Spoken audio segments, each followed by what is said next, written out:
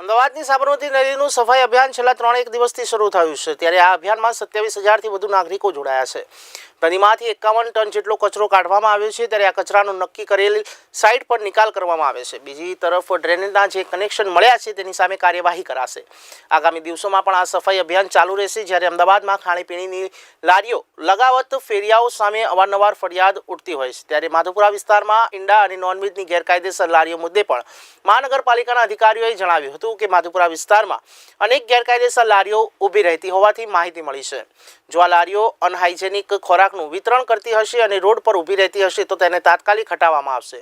આગામી સમયમાં હેલ્થ વિભાગ અને એસ્ટેટ વિભાગ દ્વારા સંયુક્ત ડ્રાઈવ ચલાવવામાં આવશે। लगभग साबरमती सफाई कामगीरी 15 मे थी चालू थी ने 5 जून सुधी थवानी छे। अत्यार सुधी लगभग 27,000 વધુ नागरिकोए भाग लीधो छे। लगभग 251 टन जेटलो कचरानो निकाल करवामां आव्यो छे અને આવનારા સમયમાં પણ વિવિધ એનજીઓ વિવિધ ધાર્મિક સંસ્થાઓ સાથે સફાઈ અભિયાનનું કામગીરી 5 જૂન સુધી ચાલુ રહેશે। સાબરમતી નદી છે પ્રદૂષિત ખૂબ વધારે થઈ છે। નદીમાંથી પાણી ખાલી નથી, કારણ કે કહેવામાં આવ્યું હતું કે અનેક કનેક્શન કાપી દીધા છે, પણ નદીમાં પ્રદૂષિત ડ્રેનેજના પાણી તો જાય જ। એટલે જે પણ આવું ધ્યાન ઉપર વિભાગના ધ્યાન ઉપર આવ્યું હશે, માનનીય મેયરશ્રીએ પણ એ દિવસ આપણે જ્યારે સફાઈ અભિયાનનો કાર્યક્રમ કર્યો ત્યારે સૂચના આપેલી છે।